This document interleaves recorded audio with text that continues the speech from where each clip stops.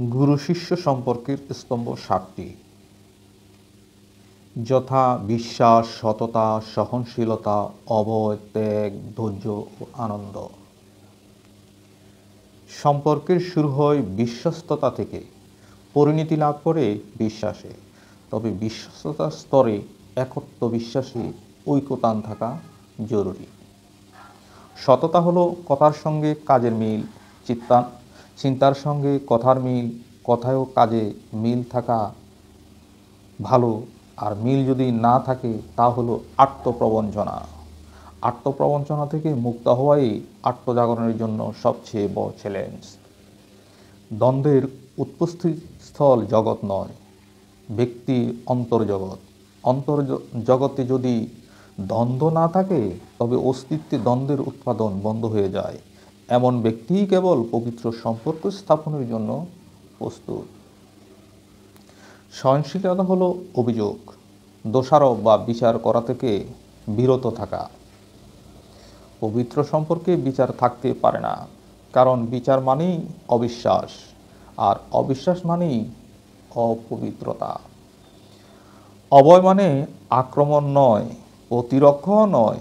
অভয় মানে এই নিশ্চয়তা প্রদান করা যে তার দ্বারা কারো ক্ষতি হবে না।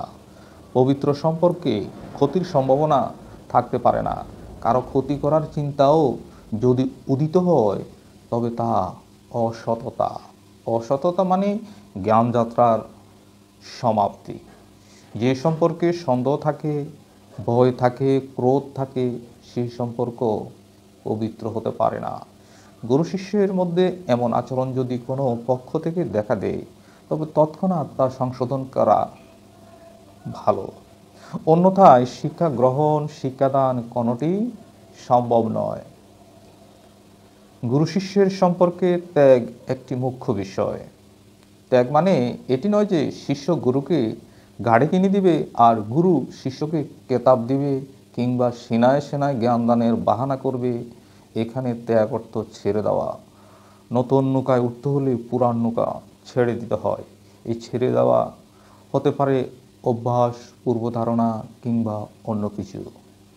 পবিত্র সম্পর্কে গড়ে তোলার জন্য চাই ধৈর্য, অসীম ধৈর্য। পবিত্র সম্পর্কে প্রতিষ্ঠিত হওয়ার পরও পরমানন্দের জন্য ধৈর্য ধরে অপেক্ষা করতে হয়।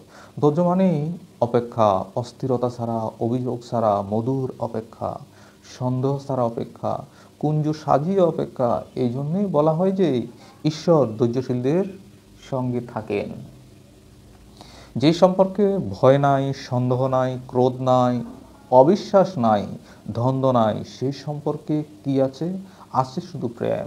প্রেম মানে শব্দহীন নীরব সংযোগ, বলার কিছু নাই, না বলারও কিছু নাই। এমন সম্পর্কই পবিত্র সম্পর্ক। এই সম্পর্কের মধ্যেই উদয় হয় পরম সত্য, পরম আনন্দ।